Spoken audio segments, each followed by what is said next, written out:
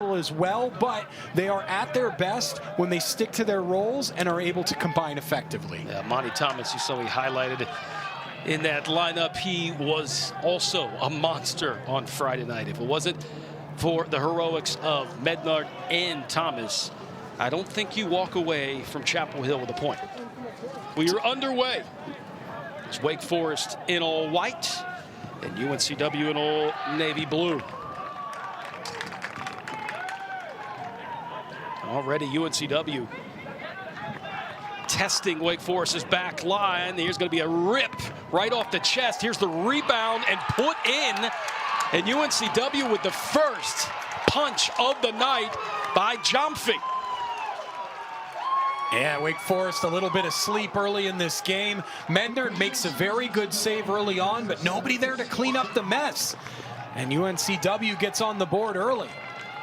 Not many goals have been allowed by Wake Forest this season.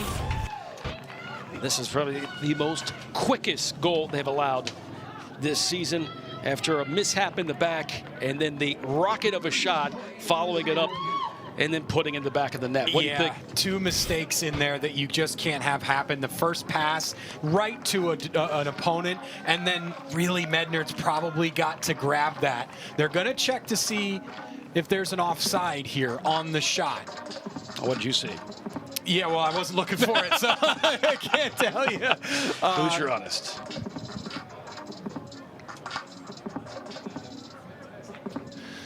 But really, you know, Mednard has to catch that, because as soon as you spill it, it's going to be problems. And it would be great to have somebody there to clean up the mess, but as a goalkeeper, you'll want yourself to have snatched that. 43 seconds for the Seahawks to get on the board first. Remember, that bullseye got bigger after the recent poll out has Wake Forest #1 in the country. They knew that. They have seen this script before. They've seen this movie. Actually, we have too, Kyle. I mean, it's get in a midweek game, you just find out you're #1 team in the country, and the other team coming in says, all right, bet. It's been a bit of a curse this year, hasn't it? A lot of the #1 teams have struggled, a little bit like the Spinal Tap drummer. Yeah, it seems like there's a new #1 every week. This week, though, is Wake Forest, and already they got a target on their back as UNCW delivers the first blow. 1-0, a goal in just 43 seconds. As the Seahawks off in buzzing. Wake Forest will have to face adversity here and see how they will kind of dig their way out. Yeah, UNC Wilmington pressing really high. They've got a good shape, and they know their roles. They know the triggers. You can see even when Wake Forest has the ball in their back line, there's a striker there ready to pounce if they try to advance it forward.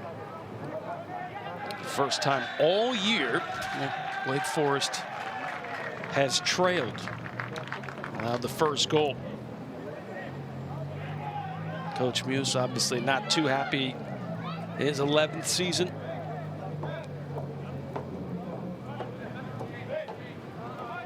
A little sigh of, well, not really a sigh, but just of, oh boy, here comes midweek challenges. UNCW rearing to go, scoring the first goal. I have a set piece here. Big ball sent over the top into the 18. That's a magnificent ball. And Mednard comes out and grabs it. UNCW projected to finish tied with Charleston for second place in the newly formed CAA South Division. They've cut the CAA in divisions, a North and a South. Well, we saw Campbell, who was picked to finish last in that division, and well, Kyle, they gave Wake Forest fits too. Yeah, there's so many good teams from non-power conferences. The amount of those quality mid-major teams has grown every year, it feels like. You know, every year we see the schedule. We talked to Bobby Muse about who's on it, and it just seems like they bring in new programs, and yet all of them are up for the challenge. Well played up ahead by Flax. There's a knockdown in the box, and the referee is not amused. Tate Lorentz thought he had a bead on it. Quickly looked back at the center ref. And the ref was obviously not amused. So what do you think, Kyle? Yeah, well, he's going to charge into the penalty area here, and there's nothing in that. There's absolutely nothing in that. Hardly any contact at all. Referee right to keep playing. Amin Hadzik is the center referee. Justin Howard and Eric Usher are the officials tonight. The 10th meeting between the Seahawks and the Demon Deacons. First trip for UNCW to Winston-Salem since 2009. They took on number 2 Wake Forest. Deeks won 2-1. That was a somewhat of a good luck charm because that was the last time UNCW won the CAA tournament. UNCW, this may not be common knowledge, but this is the 61st season of UNCW soccer. Long history in the port city. Last season, they kind of got into the flow of things midway through the schedule. In fact, they made a run themselves into their conference tournament. They got to the championship game, lost to Hofstra off a own goal. But obviously a lot of motivation coming into 2025. There's a lot of history in North Carolina mid-major soccer. And South Carolina and all in between. This region has a lot of soccer history that I think a lot of folks around the rest of the country aren't quite aware of. Now you have to watch out for every club from the state of North Carolina, whether it has a hyphen in it or not. Well, you know, there's that. You know, we talked about Furman a while earlier in the season, but even like the complex at Cary, you know, a lot of people around the country just aren't aware of what goes on in that region. You know, this area is just so much soccer history that I think sort of flies under the radar in a lot of other places in the country. And now you add NC State, who's number 2. There's Aiden Haney. I said 26th season. It's 25th. He did sign an extension. Long time he's been in the coast. From Newcastle. He signed a contract extension with UNCW back on December of 2024. He is program's all-time winningest coach.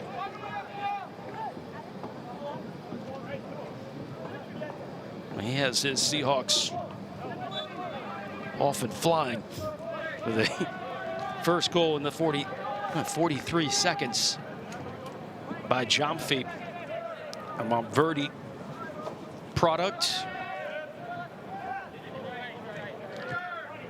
And Pofu, who also came from Montverde last year, was at UNCG. It was a big get by the Spartans, and then decided to make the transfer portal and move a little bit farther east to be with his buddy Jomfi. Seahawks have been very, very physical early on. They've given away a couple of fouls, but they've also caused Wake Forest a lot of problems in the build-up. It's been very difficult for Tate Lorentz, for Cooper Flax, and for Bassett Umar to move the ball forward at all. And each player advances the ball in a different way. And all three have been hounded. You see Umar coming way back, dropping deep to receive the ball and try and bring it forward.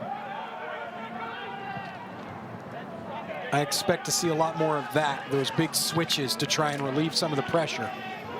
Jeffrey White had an assist for Perez in the opening goal against Carolina. At Carolina, here's Perez.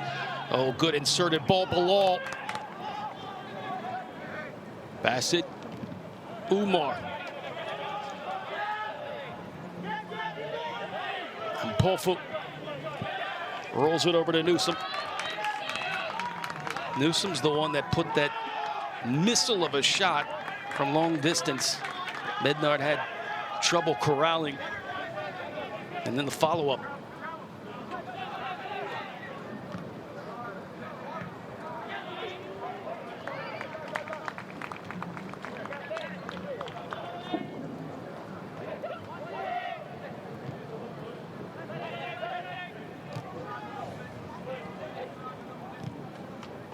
I mean, look at the schedule, Kyle, and you say, okay, well, UNCW's coming into town. There's no number beside them, right? Here you are with number 1 beside your name. You also have Virginia on Friday. And I think it's safe to say that the pressure is on the home team, and right away, UNCW sees it, immediately snatch a 1-0 lead early. Yeah, there's no question that's how the pressure is distributed today. But Wake Forest also, you mentioned the Virginia on Friday, such a quick turnaround. Yep. Really odd for, especially when you're going on the road, to have a Tuesday game and then play 3 days later on a Friday on the road. Yeah, they did that last week too. So a date with Campbell and then off to Chapel Hill. Cooper Flax, shot ripped, off the woodwork. How did that not fit in? How many times has Cooper Flax hit the post so far this year? He's got to have more clangers like that than he does goals, which, I mean, you're hitting a postage stamp every time. You're in the vicinity. Keep shooting, though. Yeah. There was a brilliant move by Jose Perez to gain possession during that buildup before he fed it to Flax. Well settled by Lorentz. Lorentz dancing inside the 18, looking for the diagonal ball, deflected out of bounds. It will be a corner kick. Now, I will tell you, last season in that matchup, UNCW scored first. Here's the shot from Flax. You saw the move from Perez, and bang, he hits it square. So unlucky. That's got to be at least the 3rd time he's hit the post this season. He had the feel that was going to go in. I mean,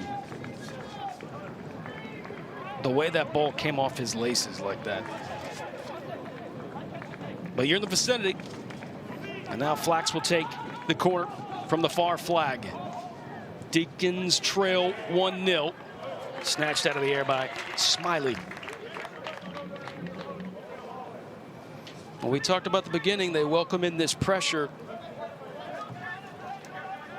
Make it a little bit hard on themselves. They spot UNCW with the first goal of the contest. Now, last season, UNCW did score first. What a boot. And that kind of woke up Wake Forest because they end up winning 4-1.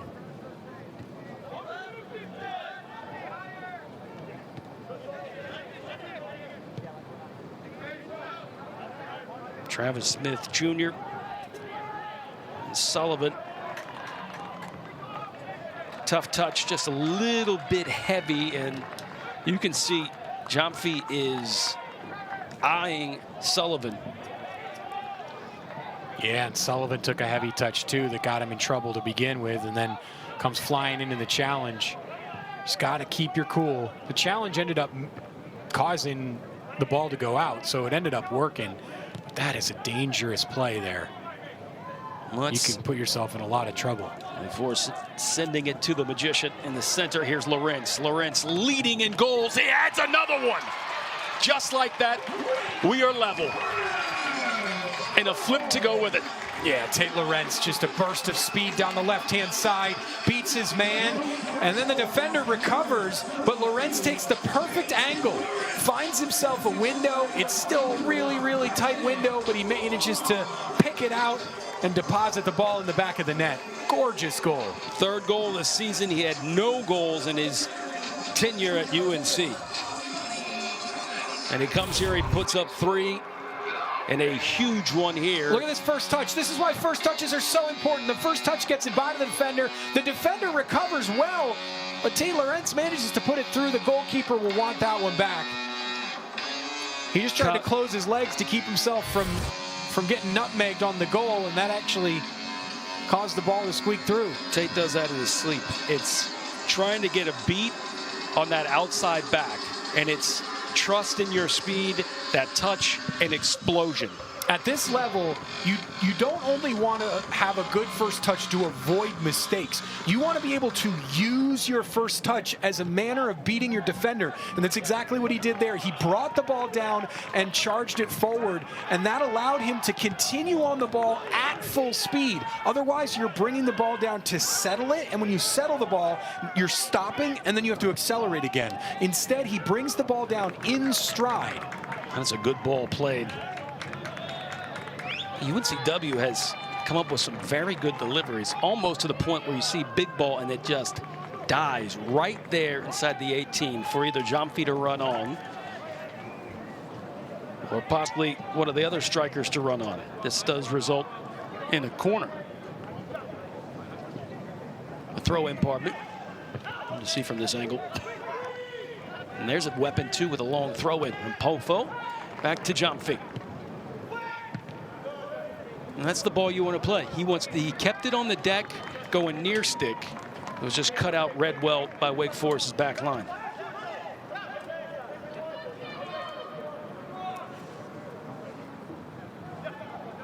And watch the movement by the Seahawks inside the box. Thomas had it for a second, a little bit of nudge. Great body control by Amani Thomas.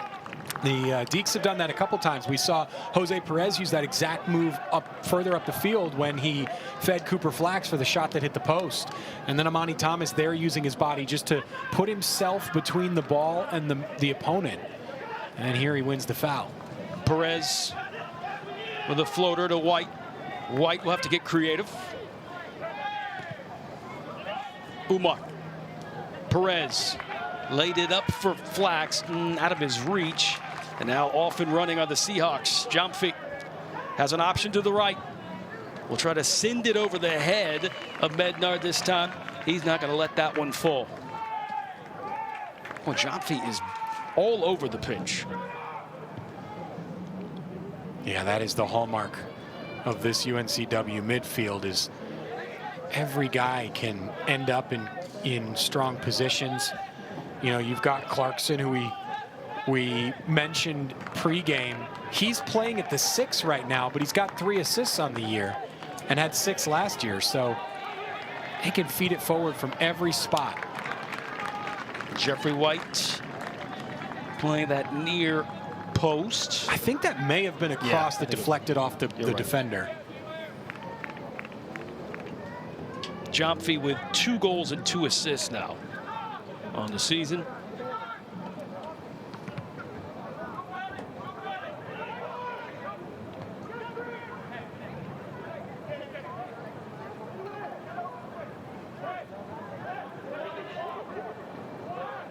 Mednard, right after he had his name as a player to watch. Of course, with the stage lights on him, and then spills the first ball. But those are trials and tribulations that make you a better player. Well, it's also the nature of the goalkeeping position, right? It's really a unique position because your mistakes are 10 times more costly than anybody else on the field, right? If you're a number 10 and you misplace a pass, oh well, you turn possession over and try again next time. You misplace a pass as a goalkeeper, now you've basically conceded a goal. So it's just one of those positions where you've got to learn to have a 100% success rate mentality.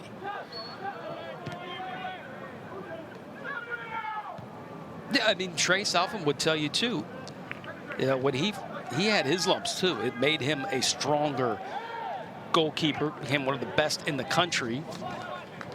And you know, Mednard will have to take that on the chin and roll with it. Not just on him though, for sure. Obviously, you know, the pass that leads up to that is a big part of the goal, and just sort of waking up, right? It's not easy to be ready to go on the opening whistle. Yes, sometimes it takes a little bit to get in the rhythm of the game, get your blood moving. You know, that's the point of warm-ups, but you can't really simulate it. So the guys that can be at peak performance right at the opening whistle are the ones that will succeed. Amani Thomas into the attack. Good cutout. That was put by Gooding. I know once that poll dropped, I'm sure Coach Muse wasn't exactly excited. Just know how he is when it comes to the rankings. He'll brush it aside, right? But still, it says now that just adds more pressure. And right out the bat, you saw his reaction once the first goal was let up. Well, he's also told us, look, we don't care about the polls, right? And you shouldn't. But we don't. That's for everybody else. It's not for us. Well, Flax sends it short option. Good tail behind that one by Amani Thomas. Yeah, of course, you preach that to your team over and over again. But nowadays with social media, it will, you find out and you're like, wow, here we are #1. And maybe sometimes that confidence goes to another notch and where you almost get too cocky. But if you're going to live, go ahead. Everybody hears the noise. Right. It's about what you do with it, right? So Bobby will tell his team, it doesn't matter to us. And he's right, it doesn't. None of that has any bearing on what they want to achieve this year. But you hear it, and different people are affected in different ways. I mean, all the way to the top levels. You look at, I'm on a press conference with Maurizio Pochettino of the U.S. national team, and he's talking about how, the criticism that he's received in the last few months. And you can tell nobody asked him about it. There was no question. He kept spinning every question into what he wanted, the response he wanted to have to this criticism. And so these guys hear it, and everybody has a different threshold. Noise positively and negatively. And no two players or coaches should deal with it in the same way either. It's all a personal thing. Well ball played by Bassett Umar Bilal. Rolled it. Had that one stuck in there on his heel. Tripped him up. He just sort of baby giraffed himself there as he got his feet caught up. Ended up with his back to goal, yet he was still moving towards the goal, so the momentum of his body just didn't agree with his feet.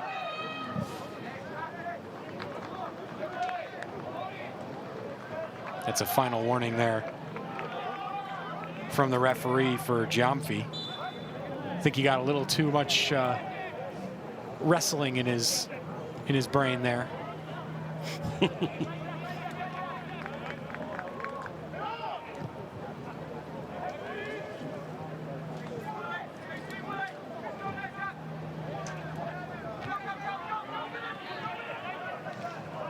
That'll happen sometimes. We saw that earlier today. Arsenal playing Athletic Club, and some of the La Liga midfielders were using some WWE moves. Yeah. It's a perfect slide tackle for Travis Smith Jr., but just pushed it right to Clarkson.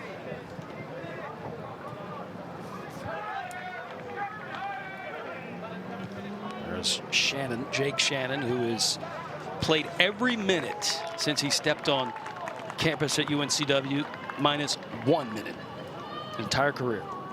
They called him, the SID called him the Iron Seahawk. I said I'm stealing that, but I'm also giving you credit. Jeffrey White is going to have to create. He does. Slides it over. Bilal trying to spin. Back to goal. Looking to find Flax. Almost linked up. Now Thomas will reset. Bilal had it the first time. If he had taken that first time with his right foot, it was there. Clipped. Eyeing Escribano. The return fire. With Jeffrey White right there. It's the kind of pressure.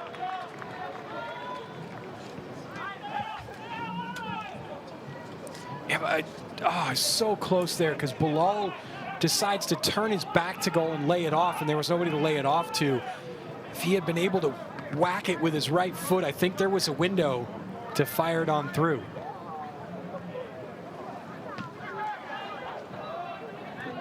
Seahawks orchestrating another attack is Impolfo. Clipped Good ball. If Sullivan wasn't 6'5", I think that would have dropped.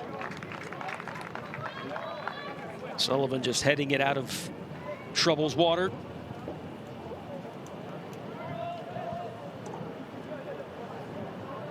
Both teams are 3 shots apiece.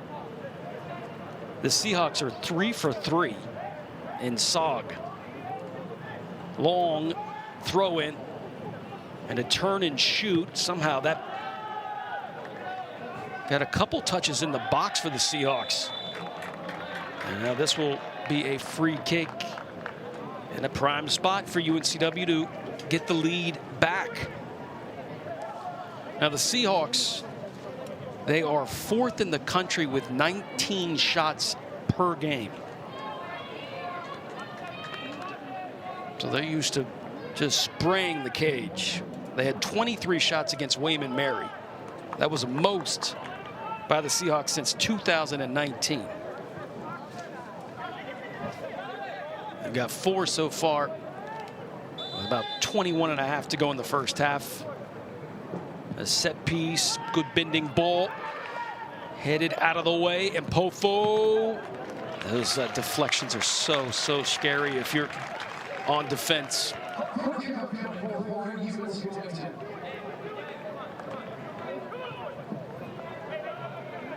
It's hard for the keeper to see. You're just trying to somehow, you get hit by a shot, and you're just hoping that it's enough to clear out of danger.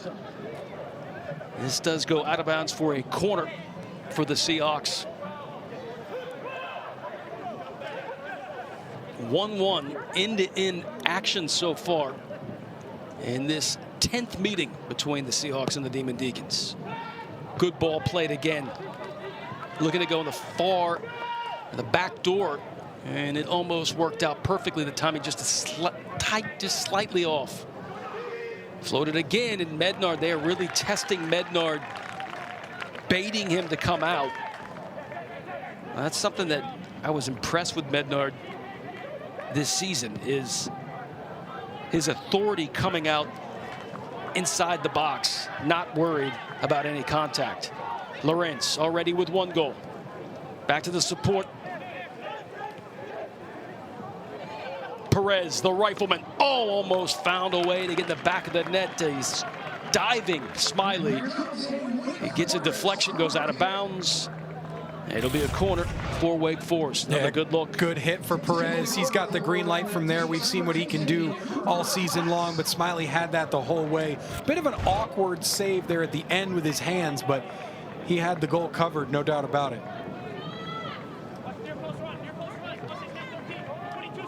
1-1 our score. Flax back taking the corner.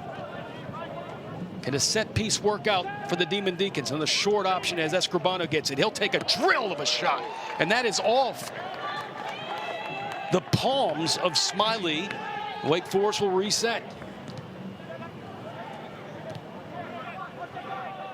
We can feel the frustration leave on that shot by Escribano, and he let that one fly.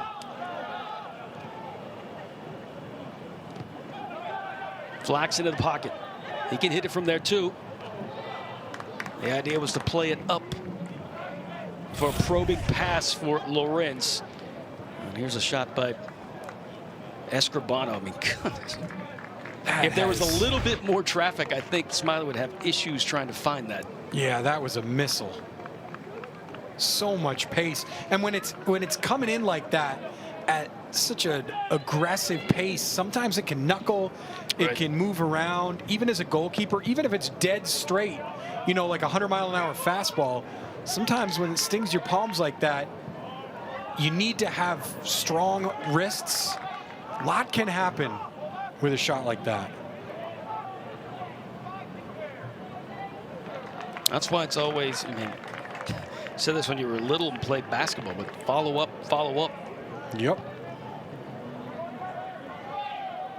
Job feet. One of the best rookie last year at the CAA.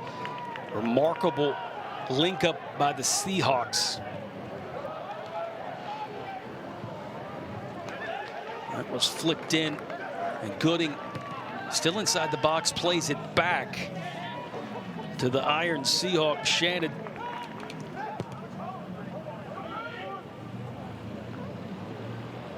Gooden got under that one a little too much with his spin. Well, Seahawks once again slowly but surely getting into the attacking third. There was a miscommunication. Good idea, though. It's a clip into the box deep enough so the keeper doesn't quite come out yet. Almost to the point it was a scoop, but it was a clip in.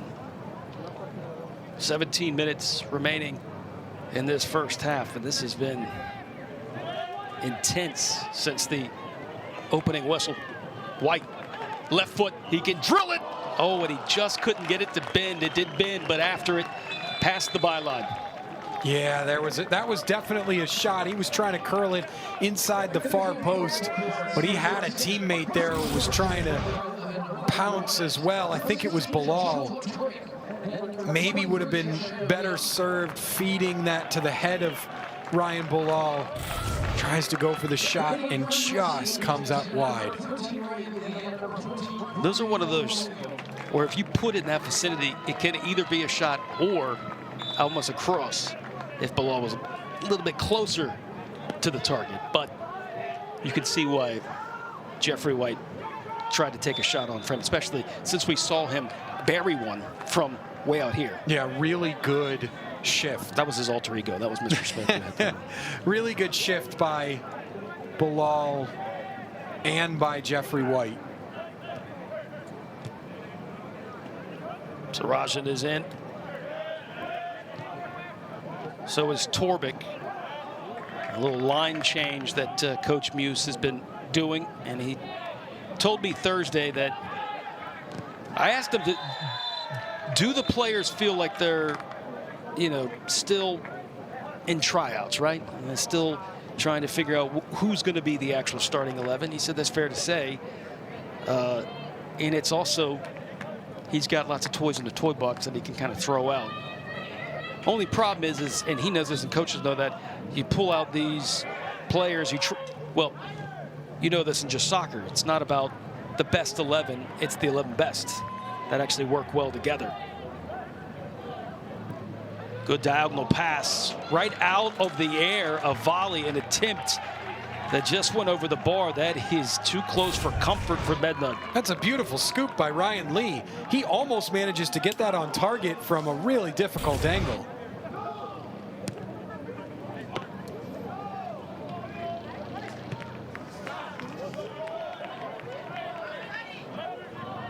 Lee, also a NC Fusion player of the year, which Tate Lorentz had multiple times. Of course, we remember Liam O'Gara. He had that title for a while. And Sarajan sending it, looking for Vlad Walint.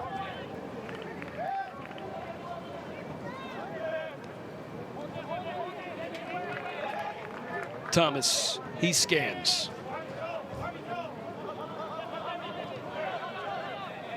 Torbic into a nice pocket, slides it up for Escribano. Well played up ahead for Sarajan, who's there in the far stick. Flag did stay down.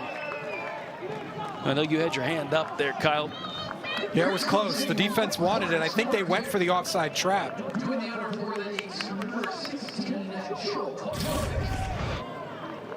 Joel Torbic. No, he's way on. Yeah, that was from this angle, it looked like he was very close to the end line, but he's way on. Beautifully timed. Well done by the line judge. Outswinger by Torbic.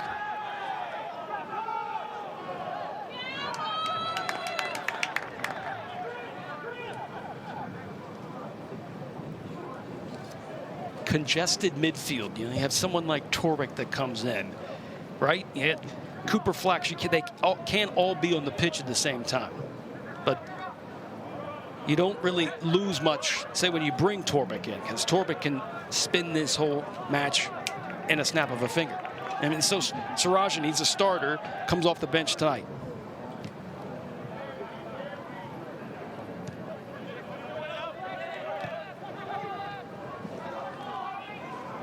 Sarajan now with it. It's a little too far out in front. They've tried that a couple times, and it's just been too far out front for Flax. Yeah, the Deeks have had their best moves forward down the wings. Before the subs, you had Bilal on the left side or Tate Lorentz, and you had Jeffrey White on the right. Chandler Young finally able to suit up. He had a knock suffered earlier this season. I think referee tried to play advantage there, and UNC Wilmington fans and players thought that he was calling no foul. I actually did too at first.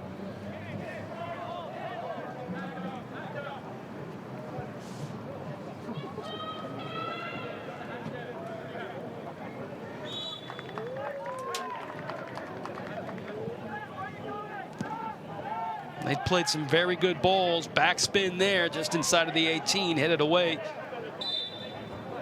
Chandler Young going toe-to-toe. Whistle blown to be a free kick for Wake Forest.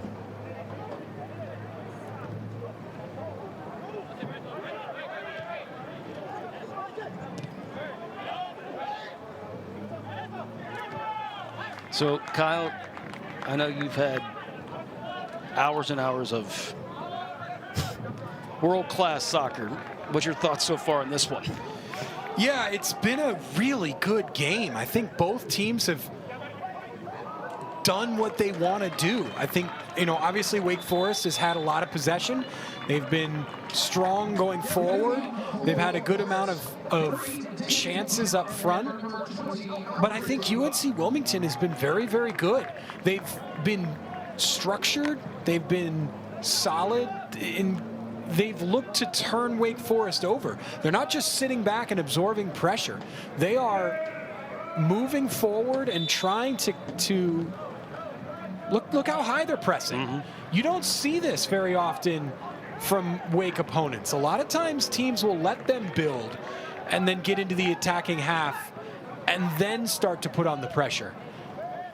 This is an aggressive UNCW team, but it really hasn't cost them down the other end because their recovery is so good. They're pressing in moments, not in waves. Sullivan over the top. Sarajan settles through for Thomas. Even for his speed, a little too much. It's just a tick too heavy on these passes on the through ball. Sullivan keeps it on the deck. Daba getting that past two defenders into the 18. Daba, the highest rated freshman brought in. And usually programs, they bring in someone top recruit like that, they'll start right away. Well, Daba comes off the bench.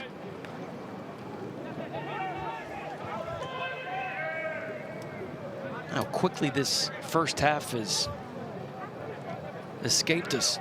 9 minutes and some change remaining. And both of these teams really in a game of tug of war. One end to the next end. With the game level at 1 apiece.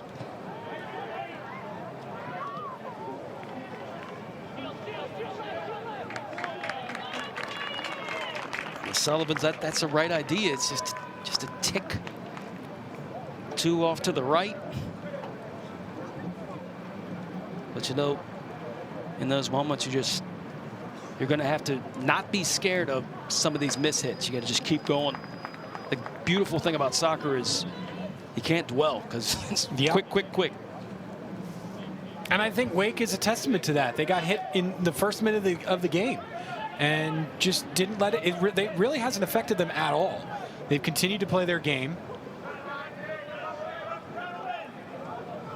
And it benefited them with a goal. That's true. They definitely trust themselves and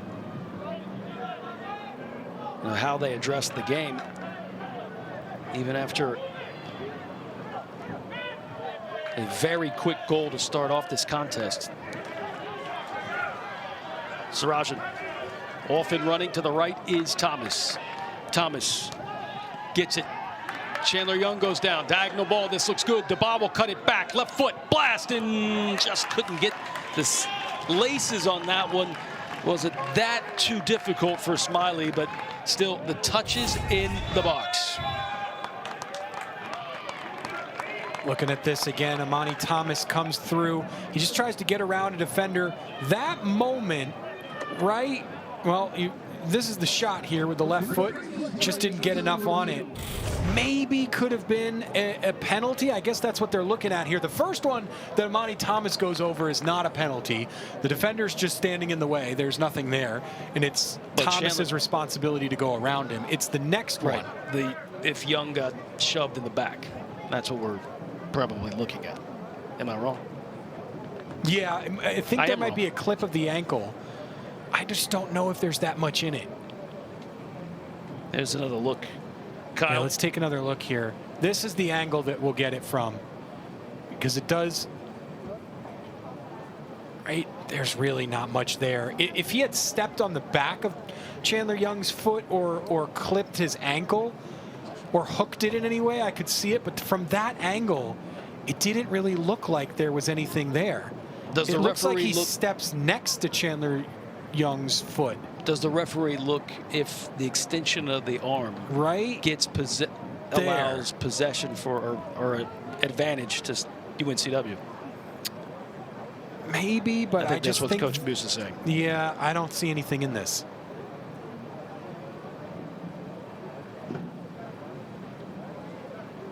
Take a look at this. So this is real time what they're looking at. See, there's no hook of the ankle there.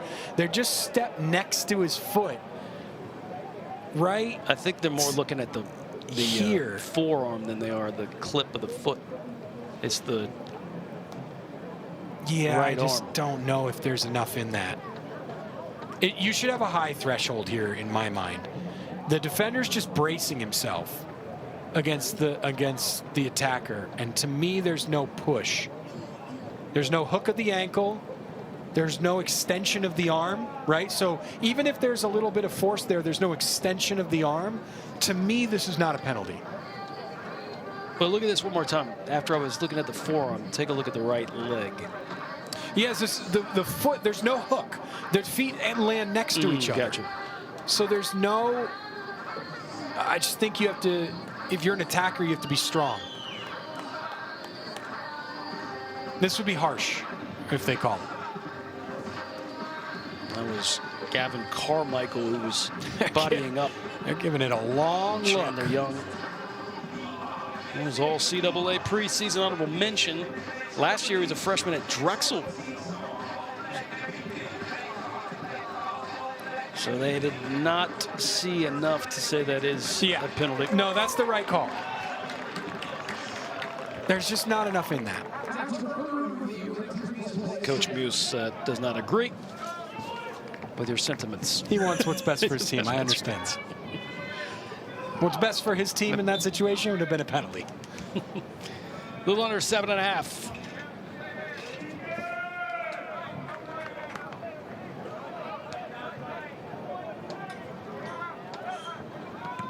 This has turned from a Tuesday night tilt to a Tuesday night tussle between CAA and the ACC. 10th meeting between UNCW and Wake Forest, an in-state derby.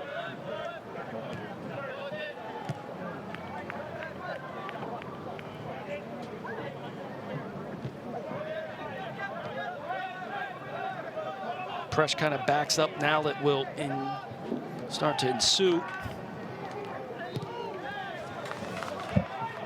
Travis Smith could feel the pressure.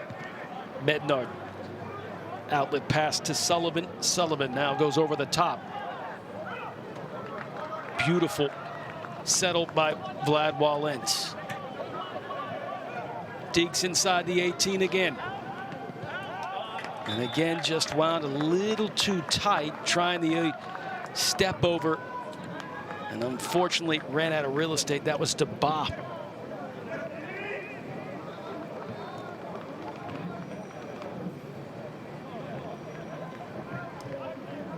It's amazing how quickly the byline can get there in a hurry. Once you make that step and you start going to put up that diagonal pass, you'll look down, you think you have a lot more room, and there's this white line. I almost will look at the side judge. Did you move that up?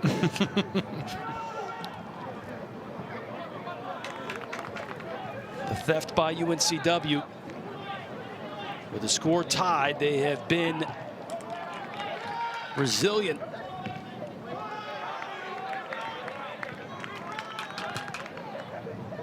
Chandler Young. Oh, the ball had some weird spin on it there.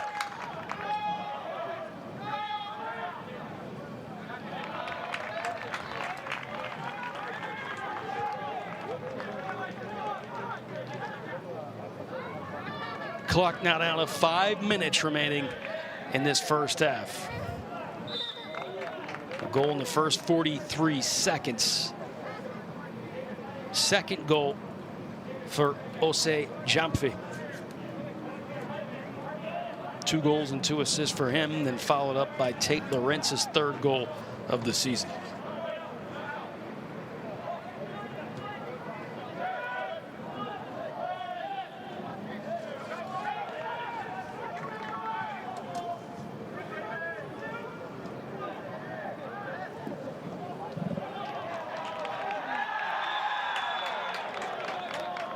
Slide tackle by Vlad Walent is ruled reckless. It'll be a free kick. It will never not be funny to me that referees, it is standard practice in professional and collegiate football now that referees carry silly string on their waist. Or shaving cream. Yeah, that's foul. No, that's not. Oh, it's not that one. It's this one here. Yep. Oh, he almost gets the ball, too. He did. Comes up just that was short. A lot. That looked closer than I thought. Ball put in. Another brilliant ball with Mednard off his line. Chandler Young heading it over the top of Mpofo. Sarajan a tick too heavy on that touch. It was Sarajan and Deba shoulder to shoulder almost. Torbeck gives it a ride and just can't get that one on frame. When to keep it low, he did. Just right of that near post.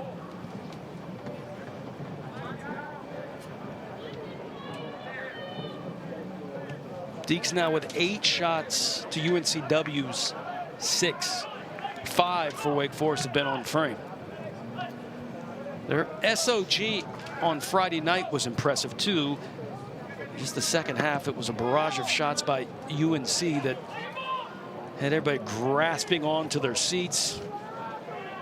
Yeah, Wake Forest holding on to just a draw, which is satisfying. What Wake Forest does in the final third. They make the goalkeeper work. You know, sometimes even when the shot might not be the greatest quality, you still have a chance, and you give yourself an opportunity for rebounds. Like, for example, you know, the shot from Christian Escribano, it was very central. The goalkeeper was right there, but he absolutely blistered the ball. And you can give yourself a chance. We saw on the goal, the goalkeeper probably should have made the save there, or at least will have thought he should have. Down into his left, but it goes by. Make the goalkeeper make the save. 2 minutes remaining. Wake Forest now down here in their attacking third. Not in a hurry to throw this in. And Sarajan lurking but pinching in centrally. This will be a long throw. Let's see how long it is.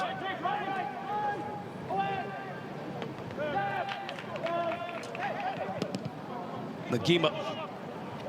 Torbeck. Thomas using that speed to track that one down. 80 seconds remaining. In the first half, tied 1-1. The new #1 on the ropes. There is a foul on Wake Forest. This time it's on Chandler Young. He'll get the yellow card. Yeah, so the referee gave it to him for both the foul and for accumulation. Carmichael going down. It's Carmichael and Chandler Young. He's Earlier going in for the that ball VAR. here, but it's just a little aggressive. He's behind. Defender has good body position. Freshman Chandler Young going up against sophomore Gavin Carmichael. 68 seconds remaining in this first half.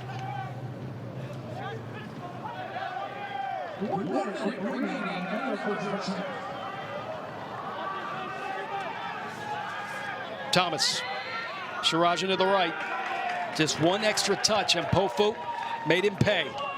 And now it's up to Thomas to track all the way back. What a slide tackle by Ngima. It's a great tackle.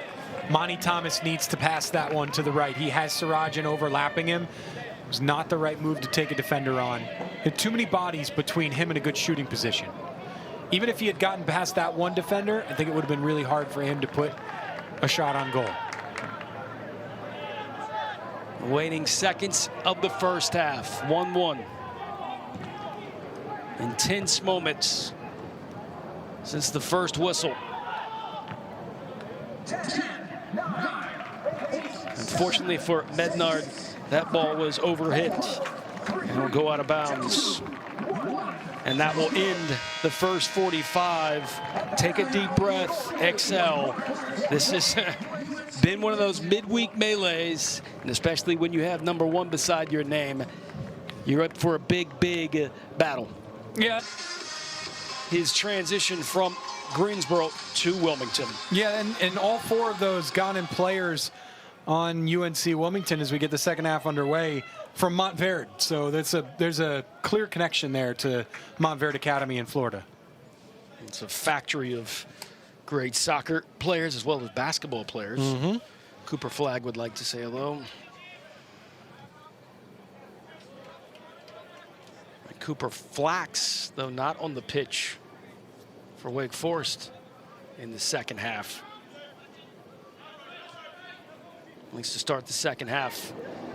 We will see 18 guaranteed. Thomas. And here's Kruger with plenty of time and space in the center circle.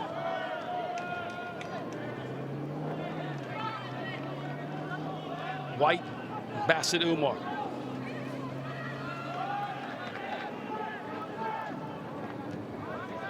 Copeland Berkeley is the one coming in on that right back position.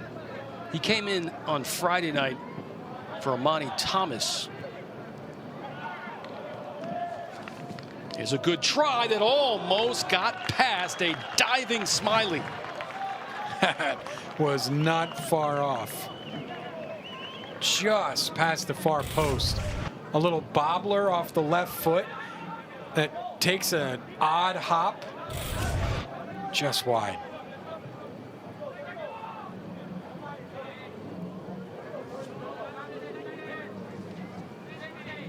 Now first trip into the attacking third. A warning shot, if you will. Demon Deacons. And a bit of a test against UNCW. Another turnover. As UNCW now working into the attacking third. Double teamed is Jomfi. It does go out of bounds. Last touch by Wake Forest, so a corner.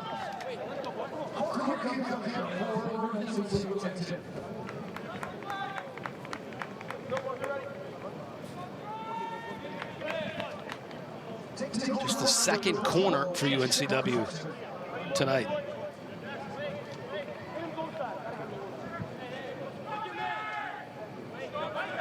Set piece is very dangerous. Carolina got a goal on Friday night against the Deacs in the second half.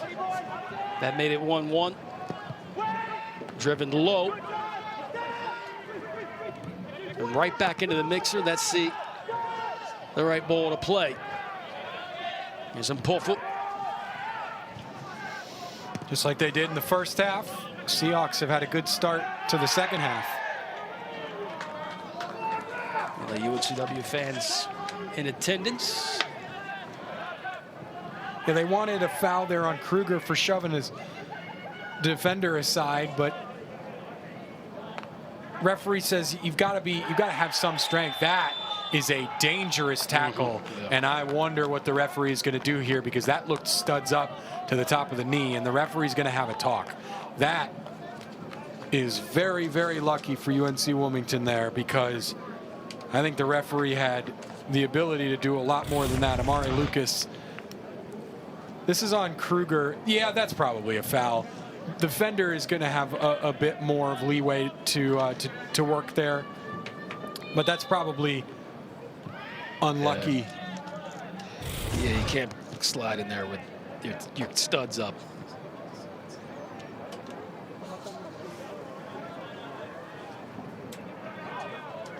That was Amari Lucas, who's just come in. He's got a goal in the season. A freshman out of Apex, North Carolina.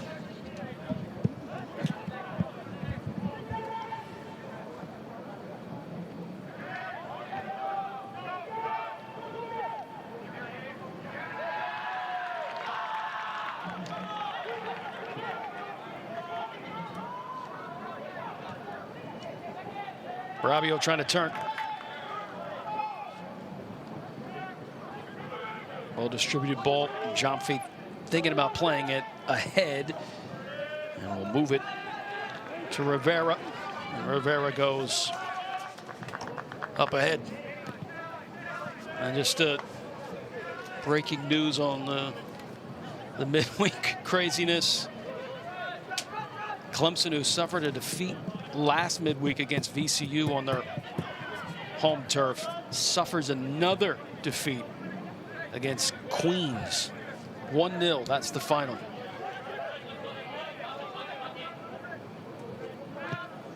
Perez over the top with White.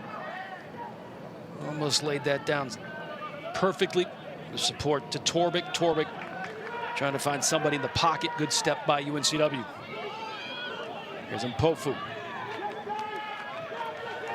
Lorentz meeting him. Now over to space is Jomfy. Good timing jab there by Lorentz. Knocks it out of bounds. 61st season for UNCW soccer. Just the 10th meeting between these two teams. The first meeting back in 1980. The only win for UNCW came in 1983. That's a good flicked ball. Well read by Kruger. It's a good step. This will release Rabio. Rabio. Look at the speed that UNC Wilmington has tracking back in transition. That was 3 defenders that managed to get back quicker than Rabio on that breakaway. Now they've given away a foul here and a yellow card, so Wake Forest will get a set piece out of it anyways. But what a great job by the Seahawks to get back in transition. It's just a very late step by Gooding. Rabio's used to that. He will have that little poke away, quick turn, and he will fool defenders that they'll just throw at their leg and trip him up. You could see he just rolled up, said, all right, used to this. But that recovery speed for the Seahawks really allows them, it allows them to not sit deep, right? Because they know, hey, if we give the ball away, we can get back. Perez trying to carve out some space to send one over the top. This back line for UNCW's moved up past the 18. Thomas has crept in. Lorentz is there. Rabio. Perez, tight quarters. Wake Forest is used to working in tight spaces. White. Linking up. Bassett Umar. White.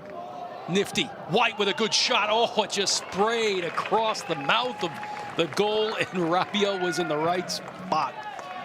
Yep, that was very, very close to being a go-ahead goal for Wake Forest, just out of the reach. Copeland Berkeley with that. That was a cross ball. all day long, just out of his reach.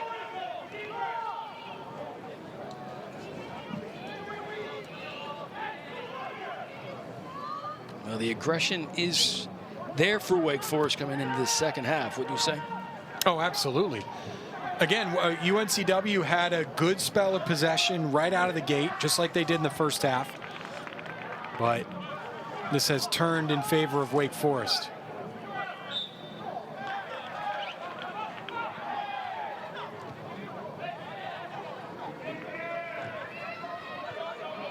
How many teams in the country, Kyle, can you take out your Mac Herman Trophy watch list player and we still own the lion's share of possession?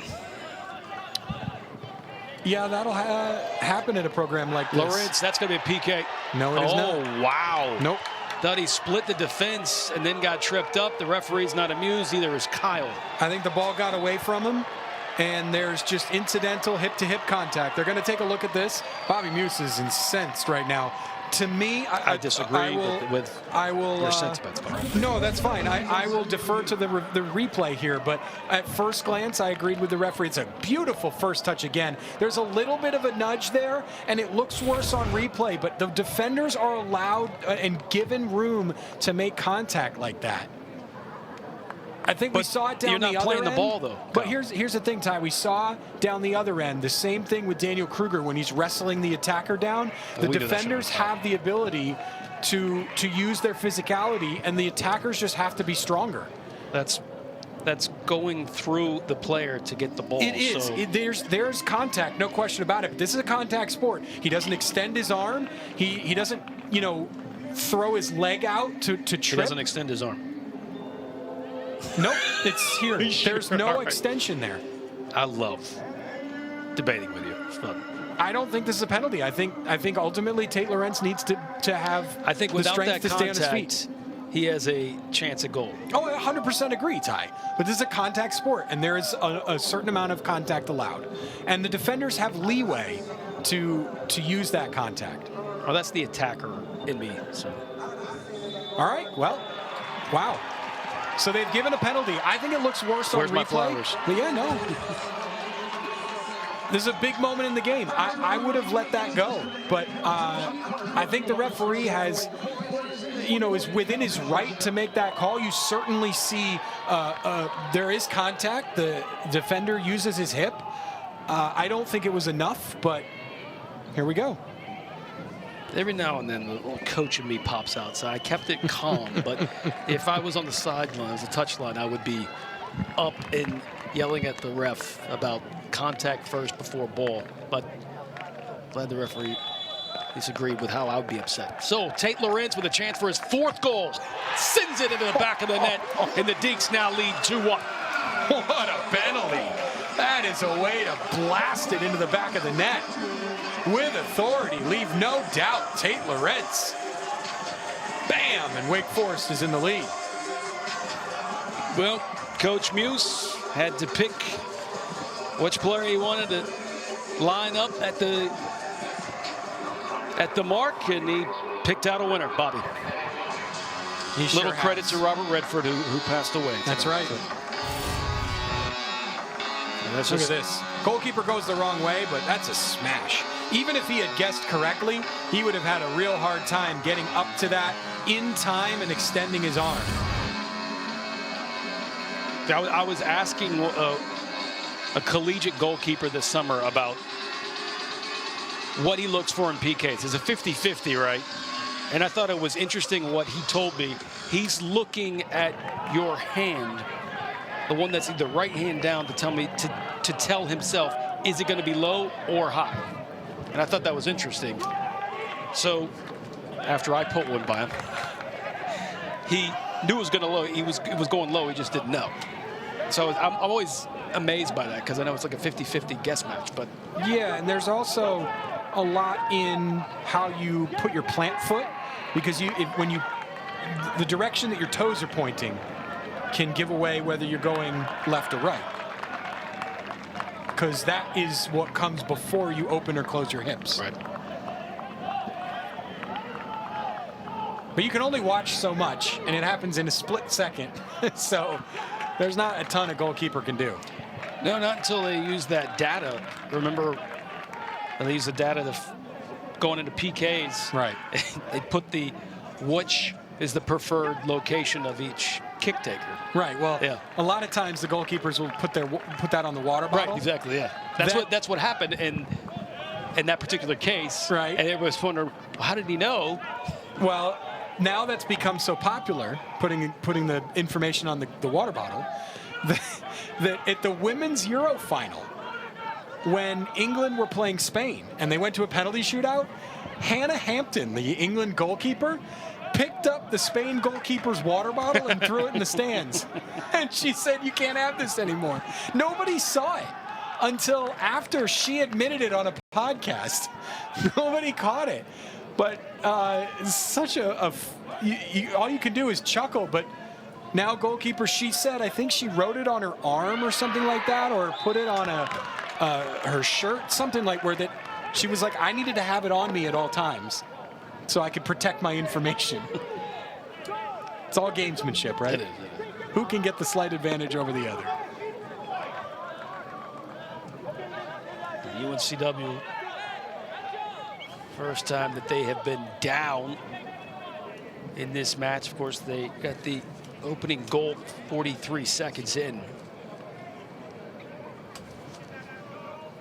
And that actually was evolved by Ethan Newsom with a blast that he put from long distance. Not quite this distance. Clarkson also behind it. Looks like Clarkson will take it. That's a good bending ball. What a great extension by Mednard. I don't think you could place that any better. Great job by Mednard, because nobody thought, halfway through that delivery, nobody thought it was going to go on goal. And then it just kept curling and kept curling and kept curling. And Mednard finally said, oh, I need to do something about this. I'm telling you, UNCW and their balls and their service balls have been pristine tonight. That ball bending at the right time. Here's Rabiot.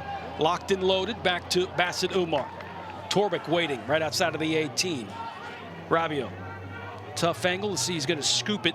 He'll dance instead. Bassett Umar return. Rabiot. Not quite the pace he wanted, but it is a shot on frame. That's a beautiful 1-2 with him and Bassett Umar. That's like the opposite 1-2. Usually you see it going vertical. That was a horizontal 1-2, and it worked in space for a shot. Rabiot, who did not play a single minute in the first half, has come in as the super sub in the second half. And he's got his fingerprints all over this one. Look at this delivery. That's gorgeous. It just keeps curling. And no one thought it was going to be a problem on frame. Everybody thought it was going to be a service ball, like you were saying, to try and get somebody's head on it. And it ended up on target. Yeah, that's about as perfect as you can get.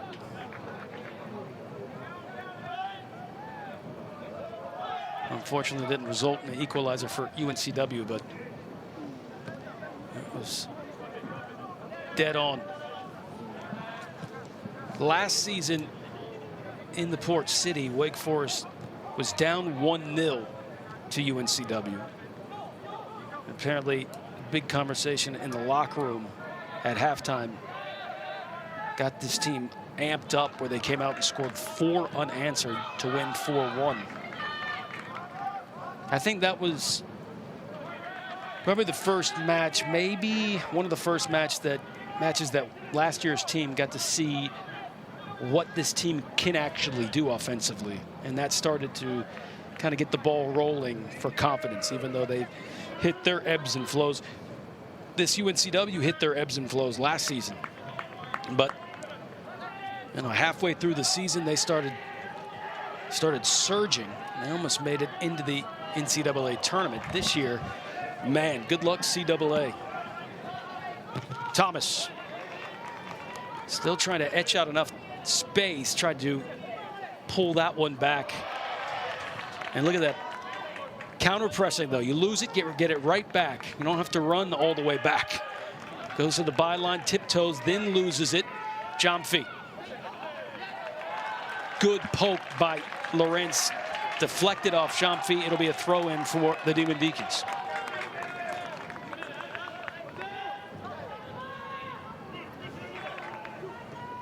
Another great tackle.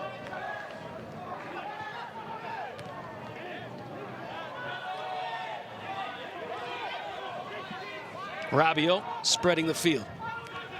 Lorentz was a support, thought about moving into the 18. Now Rabiot just a little heavy touch. Too far out in front in the emergency clearance. UNCW's fans coming all the way to Winston-Salem. That is respect. Jack Shannon was the one that got the goal in the first half against Wake Forest down there in 2024.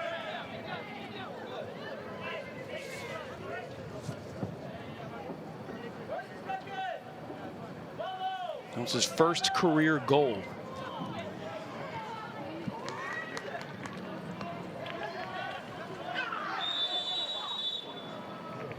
Yeah, it's a dangerous tackle. You could see Bassett Umar felt the effects of that one. Yeah, he knew that going in. As soon as that he saw the slide tackle, he had to quickly react by hurtling. Seahawks with the yellow card. Just a little late. Yep. A little bit of a swing at it. Nothing more than that, though.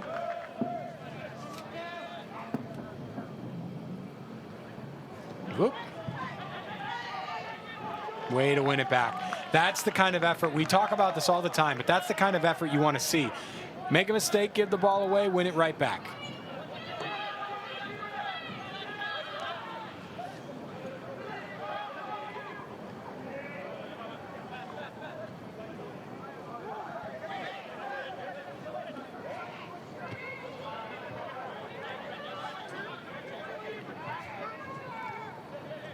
Now Deeks pushing up, cutting the pitch in half. Lorentz sits in the pocket. Travis Smith Jr. decides to play the simple pass back to Kruger. Here's Perez. Berkeley.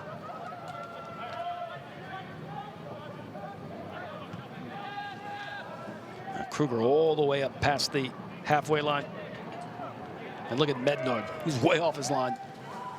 Into the pocket, Lorentz. Sure if he's expecting Rabiot for that diagonal cut. Yeah, I think it was. That's what he was looking for. Rabiot stayed. Rabiot saw half his second space. too late and just, it was too late for him to make the run. And Deeks now doubling up on shots against UNCW. It's 14-7.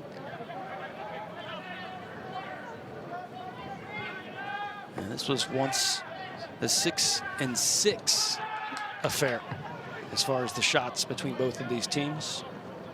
As even as you can get. UNCW, Wake Forest has had a rebuttal. Then they get the go-ahead. Now UNCW looking for a rebuttal. Uncw, great pass, deflected, and Pofu deflected in the air, and that is miscommunication. It was either Kruger and Travis Smith trying to figure out who won it, almost like a pop-up in the outfield. And then just a late second karate chop kick sent it out of bounds. So now UNCW with a chance and it's set piece. Freshman. Pardon me. Newsom going over to take the corner. It's another beautiful ball. I mean, every ball played into the box by UNCW has been almost perfect. Am I wrong? No, not at all. Sikala again with the chance there. He almost flicked that on net. If that's on target, it's hugely problematic for Mednard. Deeks just a little sloppy in possession right now. Bassett Umar is wide open in the middle of the field.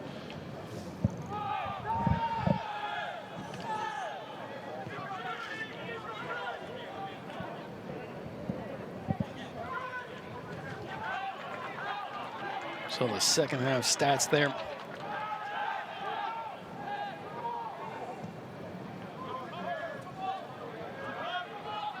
Wake Forest kind of getting fire lit underneath their backside as they were running out of their locker room onto the pitch. The PK awarded to Tate Lorentz, trying to slip past 2 defenders, awarded by the referee after they looked at it. And Lorentz buries it, his 4th goal of the season. What a story that is. Lorentz, 2 years at Carolina, from Winston-Salem, goes into the transfer portal, kind of down and out a little bit. Sometimes, like LeBron said, he's got to go home, right? I'm coming home. And man, is he coming home, and he is putting in goals left and right. 4 goals for Tate Lorentz on top of an assist. Seahawks pressing very high again, forcing the Deeks to go long. That's exactly what they want.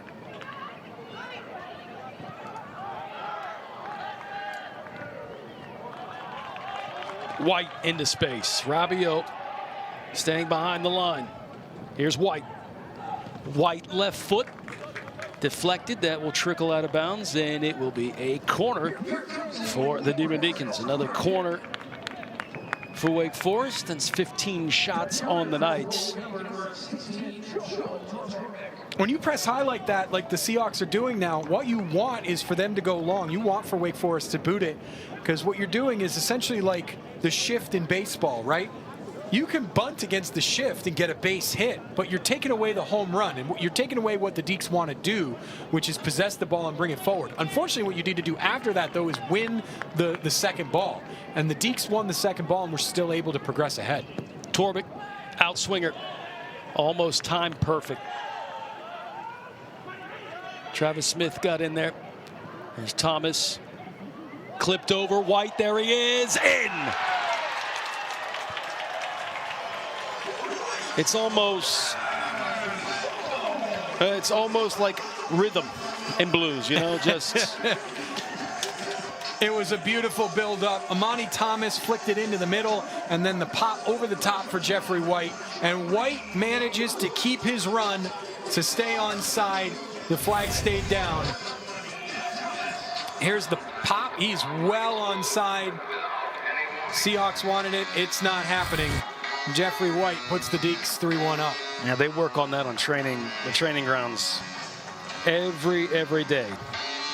They'll have to deal with a high block, and it's just trying to somehow a way to penetrate in, and it's a clever timing scoop over the top.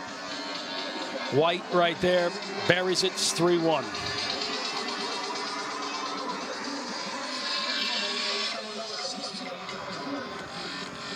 Well, they reviewed it. I think you and I both agreed it was nothing, no infraction, nobody really in offside position, and that's 2 goals and 2 assists for Jeffrey White on the season. Beautiful little chipped assist, I believe, for Joel Torbic as well. Perfectly placed. Assist by Tate Lorentz. Excuse me, it was Tate Lorentz. Gotcha. Just keeps putting up points, man. Yeah. I wasn't like joking that you said the guy. I was just like, this guy just can't keep putting up points. Rabiot knew he was in offside position, did not attempt to go after it.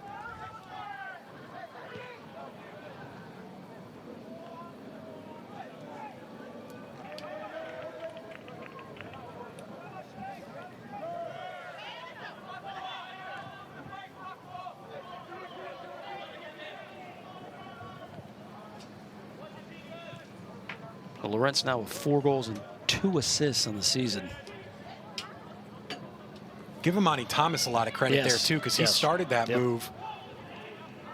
He'd been stonewalled a couple times trying to go one-on-one with defenders, and he just keeps doing it. That confidence is important, because if you stop trying to create just because it doesn't work once or twice, you're going to hamper yourself. got to have the confidence in you even when it doesn't work out a couple of times in a row. And he did just that, and it paid big dividends. Yeah, Thomas does create a lot of chaos and a lot of opportunities for his team. Just under 23 minutes to go.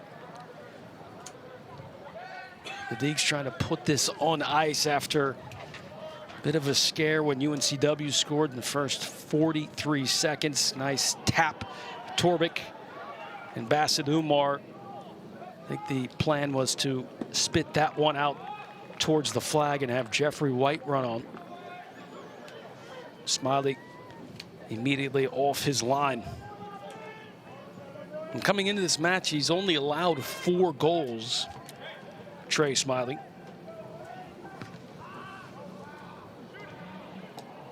There's White.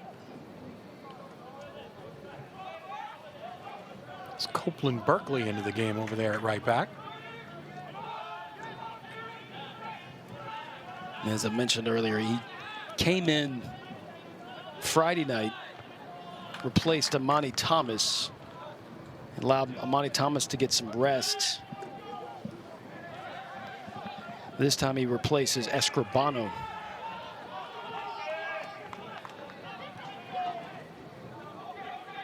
Take out 2 captains, Kyle, in a tied ball game. Kind of roll the dice, take out your 2 captains, and now you find yourself up 3-1. It's funny how that works.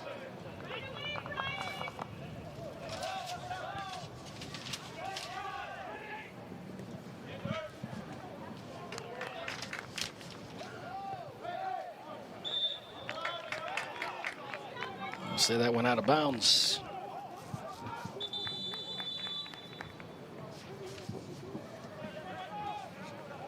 Looks like Flax coming back in.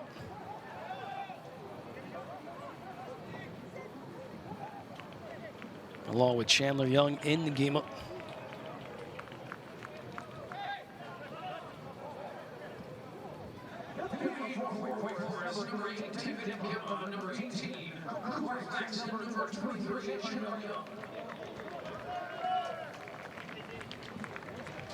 I'll take out another captain, bring in Flax back after an extended rest. Of course, you also have to think about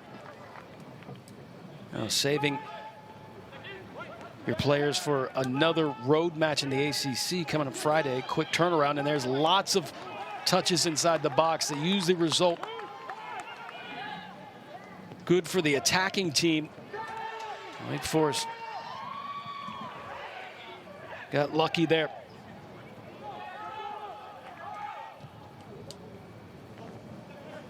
Now, Flax started the season with a bit of a knock. That ball's well played again. And Thomas with a slide tackle. We'll see if that one is as egregious as some of the Seahawk fans think. Let's take a look. Take a look here. He beats Amani Thomas on the run. Just a very heavy touch. That might be, yeah, is questionable. I agree.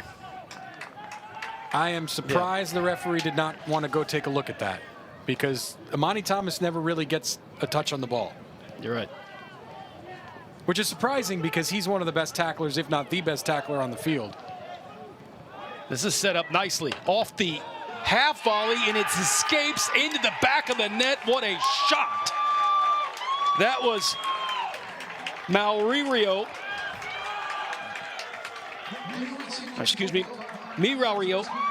and he's able to put that one in the back of the net. Really, first goal of the season. Really nice buildup. I thought there might have been a foul called in the move right there. As Travis Smith Jr. goes down, referee allows the physicality, and then what a volley. It comes off the post and off Mednard and in. Just a whack there. Beautiful hit. What a response by the Seahawks. Can't do it much better than that as a striker. And now that no call on the penalty becomes a little bit important. Good point.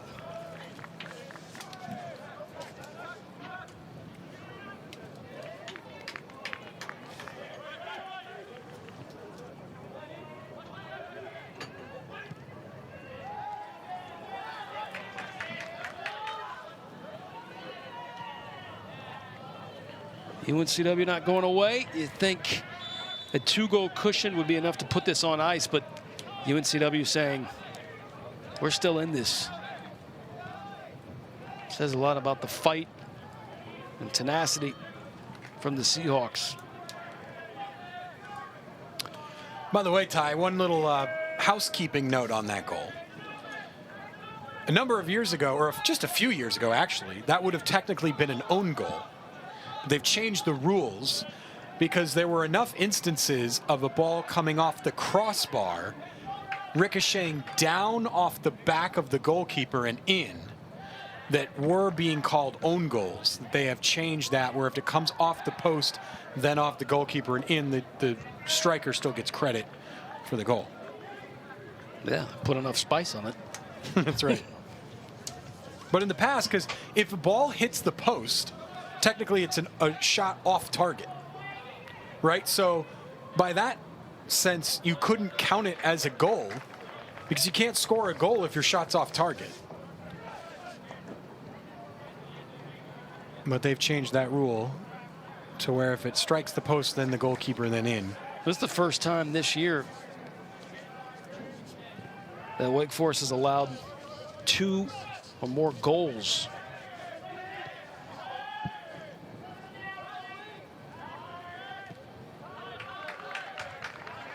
It's something that I know UNCW trails by 1, but a team that has kind of had that locked up in the back. That's a good header, knocked away. Still a great service. UNCW not going away, and Wake Forest maybe needs to wake back up. Yeah, what a ball this is, Ty. You've been all over it. Their deliveries into the penalty area have been great, and that's a wonderful save by Jonah Mednard.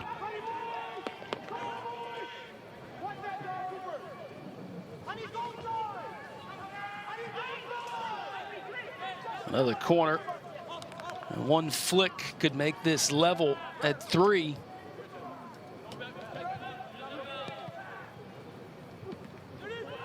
Ball laid up.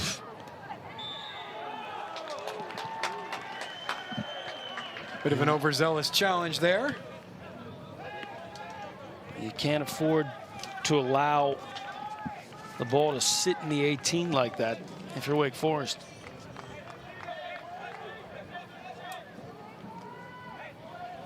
And it's taken them a bit long to clear the ball. Good teams allow 2 touches in the box. Great teams allow just 1 or none.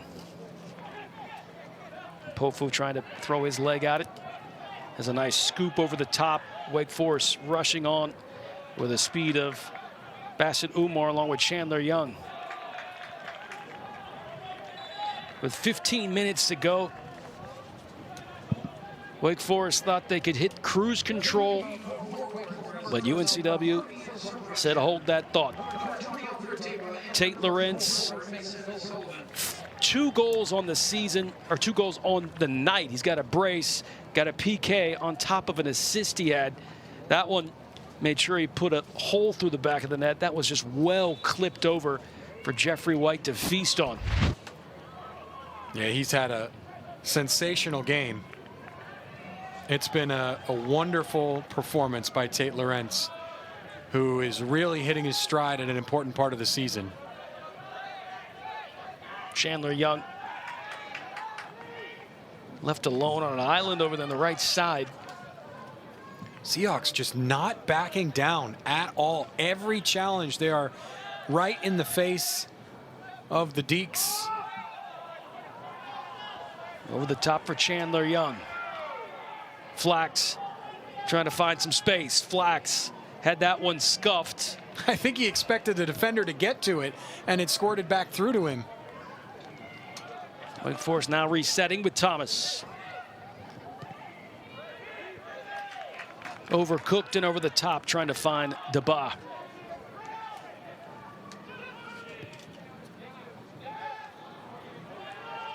Well, the nervy moments for the first 45, which had every Wake Forest fan at one point standing up. You know, why pay for a seat when you don't need it? You still got to get in the building. It might end up being the same in the end of this second half. Right on cue, Ty. The Wake fans are up for it now. Sarajan. Sullivan, the switch. Sullivan back in. Good layoff by Flax to White. Here's Nagima. Sarajan. Close to the byline. He'll clip it over. Here's Flax. And Flax, just a little heavy touch. You think maybe some of that in that back of his head after that injury, these things that can't go away, right? If you have somewhat of a bad knock, it just plays repeatedly in your head. Over and over again. When you're sitting with the ball close and you feel footsteps, it's tough. I think the game of soccer, the mental game, is overlooked a lot. 100%. And Bobby focuses on it a lot, Coach Muse. He is very, very big on staying mentally sharp, keeping care of your body so that you can be at not just peak physical condition, but peak mental condition as well. Every player will face it at some point in their career.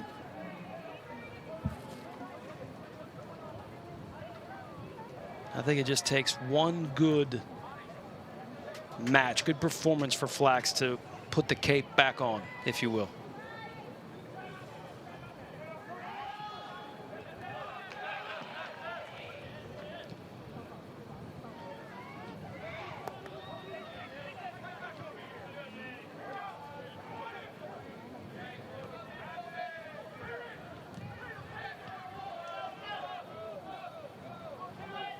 I mean, hits I had back in my day still pop up when I'm playing pickup. I mean, flag was up for a second. Chandler Young skating inside the 18. Flag was up, though, and they did have an advantage, or did rule it advantage for Wake Forest, but now the troubling sight is Jeffrey White clutching his knee. That's worrying. He's been such a top performer tonight. He and Tate Lorentz have combined very well on opposite flanks. It was a tough foul. The referee was right to play advantage. Chandler Young just never let go of the ball. Had a couple opportunities maybe to shoot. The worry on Coach Muse's face says it all. White off to a fantastic season. Certainly. You know, this team is full of quality performers, especially out on the wing. And to get as many minutes as he has so far this season just speaks to how well he's been playing. Keep all those other guys on the bench. He's been, I would argue, maybe their best winger so far this season. That might be a promising sign. It looked like there was more of hard contact than anything else, at least live.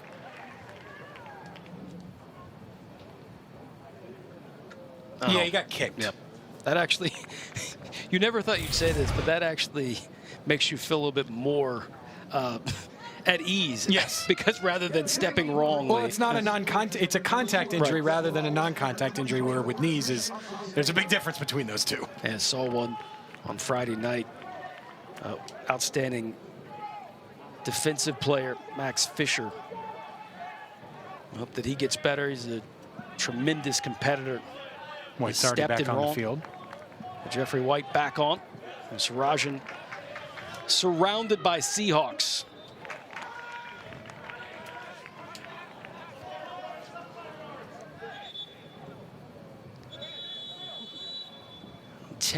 Under 10.5 to go. Vlad Walent takes speed, bring in speed. Pick your poison. So Walent will go to the wing and Sarajan will go up top. Walent can play pretty much anywhere on the pitch. Outside back, I'm sure he has to get his instructions right before he goes on. Where exactly am I going this time?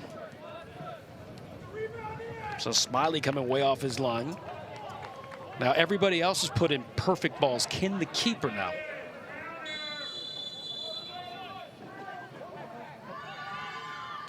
Nestled up there at the 18 line. Good fluttered ball.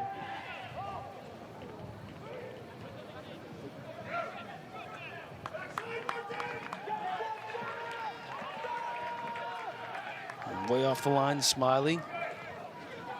Trusting his feet. DeBot with the press. Out of bounds and a quick throw in. That's the thought process for Wake Forest, but they'll milk the clock a little bit. I don't think they're going to do anything quickly for over the next 10 minutes, as long as this stays where it is.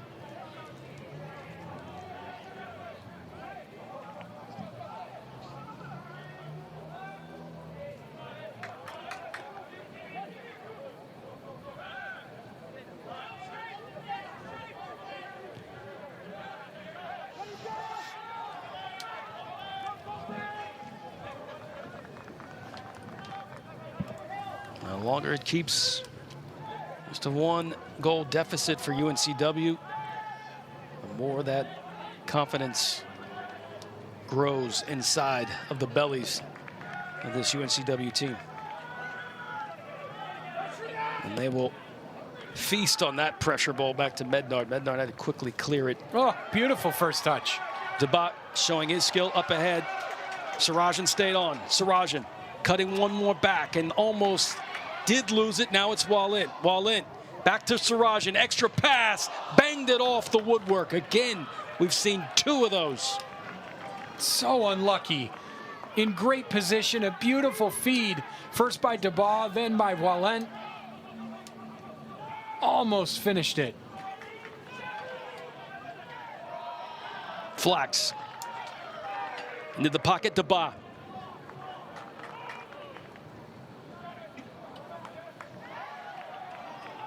DeBaugh, actually from Liberia, not Ghana. This will be...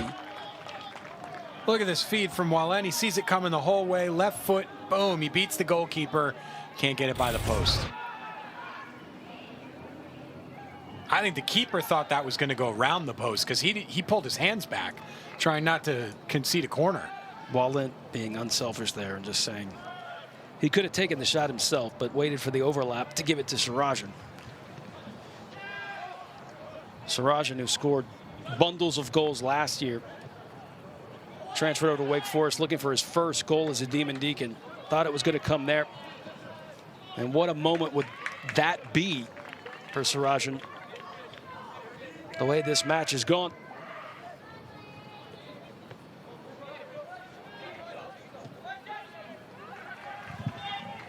Crowd has tapered off a little bit. How intense this match is. Are they seeing something we're not seeing, right?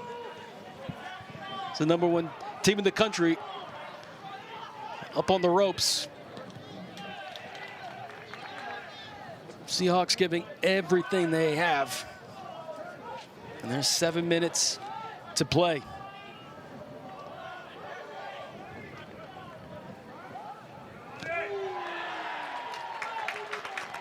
How about Amani Thomas celebrating that tackle like he just scored a goal? Love it. That intensity is what makes him a great player. He is maybe the best tackler that I've seen in a long time, not just here at Wake, but in collegiate soccer. He is, which is why it was so surprising in that one moment where he never got a touch on the ball in the penalty area, but every other time, whether it be in the attacking third or the defensive third, his accuracy is spectacular. But Carolina had, on Friday night, tried to figure out how to get past Amani Thomas. They tried speed, didn't work. They tried the physicality, didn't work. The only thing that allowed Carolina to get in his channel was when Coach Reeves brought him out to get a quick rest.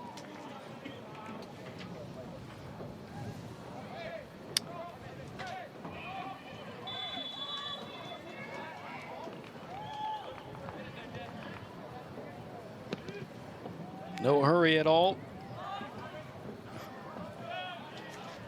The Deeks have a date with familiar foe Friday night in Charlottesville against Virginia.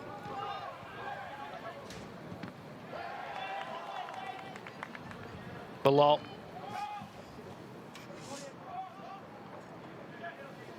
How has that ball stayed in play?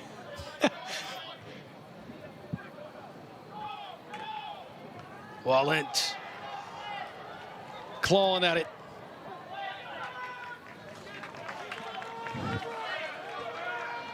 .5:40 to play.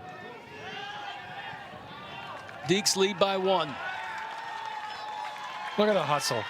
Vlad Walent at 110%. Turning on the afterburners there to send possession back. He didn't win the ball back, but he stopped the move forward and he sent it back. That's huge. Allows his defense to set up.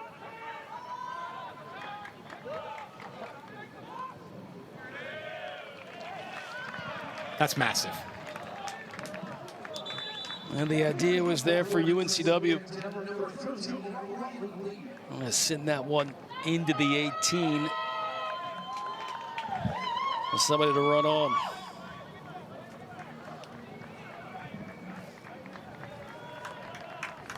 Rivera goes out.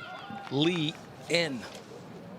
Ryan Lee, also a NC Fusion product. Bednard showing off his boot.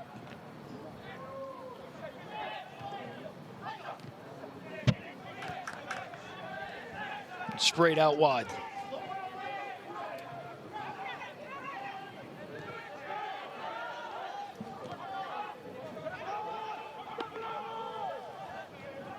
Nirel Rio is the one that got UNCW their second goal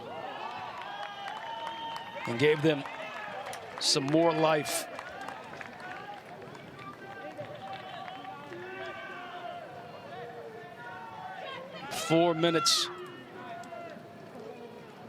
Under 4 minutes now remaining in this one.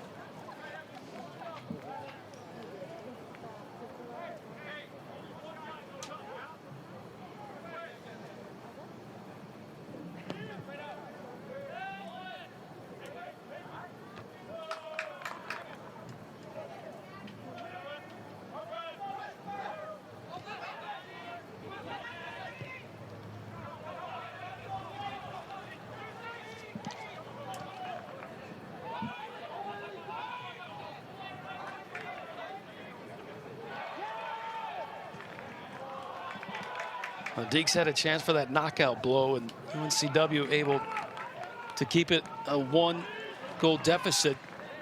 3 minutes and 8 seconds remaining.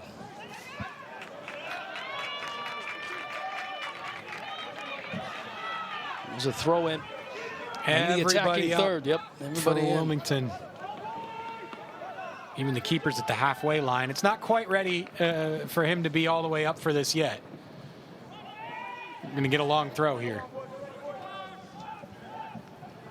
Jomfy's taking it.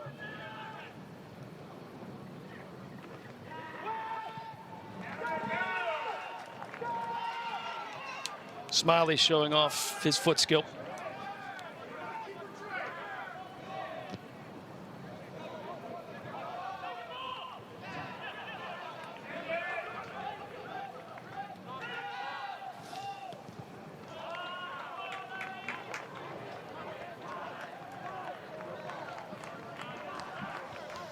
Seahawks doing everything they can to pour the pressure on here. Wake Forest up against it.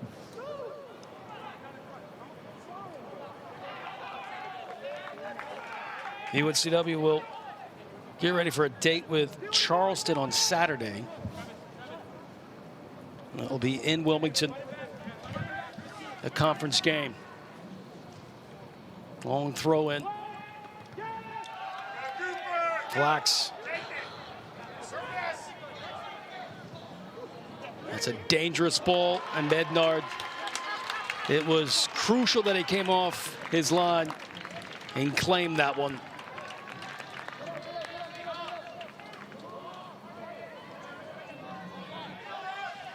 This is where the rules in the modern game now, the changes to the laws of the game, hasn't filtered down to college soccer yet, but the counter for goalkeeping possession, where the referee counts it off, and then if he gets to, I think it's 8 seconds, maybe 10, but I think it's 8, it's a corner. Right. Still fight left in the Seahawks.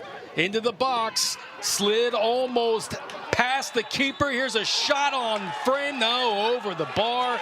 And the official is going to point on a foul on UNCW. Who is the foul on?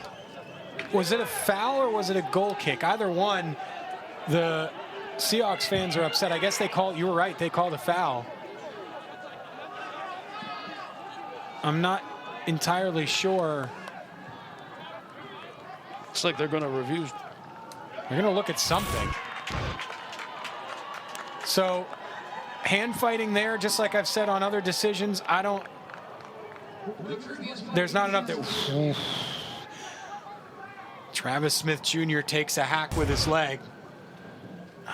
This one's, I think Wake Forest is in trouble here. They were adamant to review this.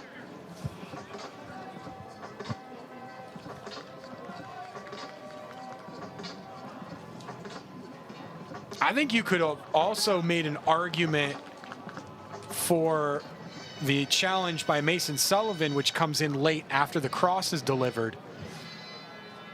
He doesn't get any of the ball because it's already been loosed from the attacker's feet. But here, yeah, that's a penalty, Ty. That's a penalty. He kicks the back of the ankle. Yep. Not arguing against that. There was a reason why UNCW was asking for that review. The ball gets away here. It's a heavy touch. He goes to kick it. Now, I will say this. The attacker puts his foot in the way of a play on the ball.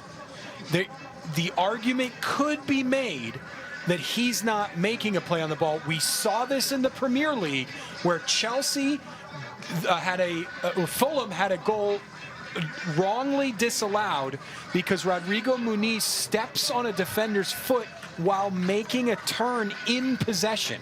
So if you're in possession, the referee could argue that he has the right to the ball, and the attacker here steps his foot in the middle of a possession with no actual attempt to play the ball. But he does kick it. He does make contact with the ball. For me, this is a penalty. So this doesn't apply. What I was just saying doesn't apply here because he doesn't step in between. He makes contact with the ball.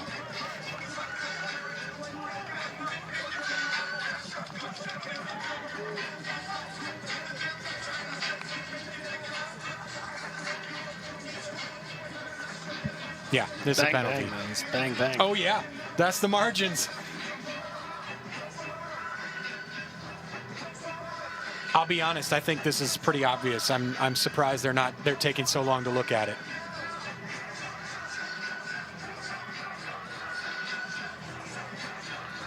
Touch there, and then this is the key. Right here, he gets a touch on the ball. Boom, it's out, and then the kick.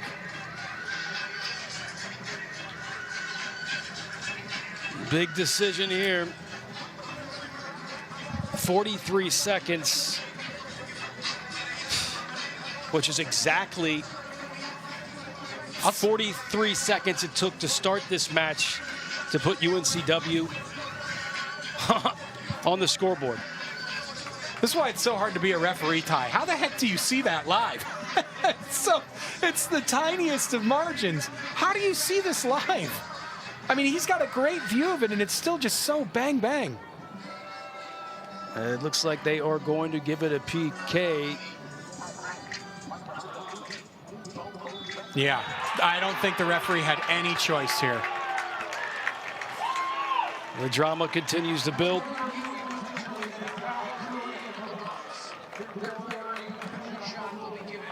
That actually was a heads-up play because in that particular case, Travis Smith thinking he had enough time to clear it, and then for the player to insert himself in order to get the touch first and then get clipped. Yep. He's just trying to, I don't think he's trying to win a penalty there. I think he's just trying to keep Travis Smith Jr. from clearing the ball so that his team can get possession, but he got there first.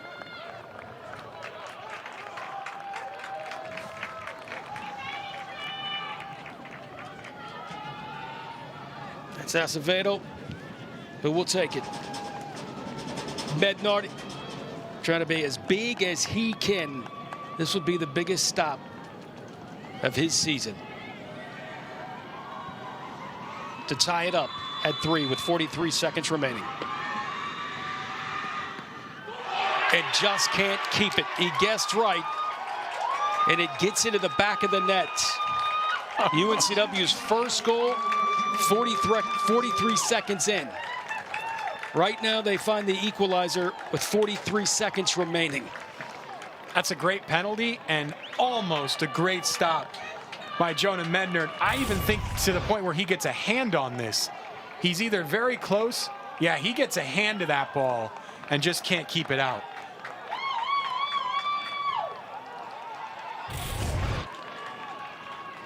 The fight from the Seahawks, very impressive. Remember we talked about this in the beginning of the match. 9 returners, right? 9 starters returning. And this is where it becomes huge. They've been in the dance before. Can Wake Forest come up with something here in the closing seconds? 30 seconds remaining.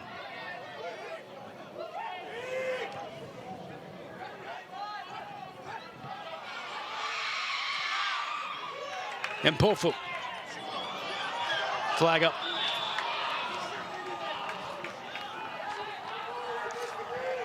"12 seconds, Wake Forest, and their last gasp of breath here.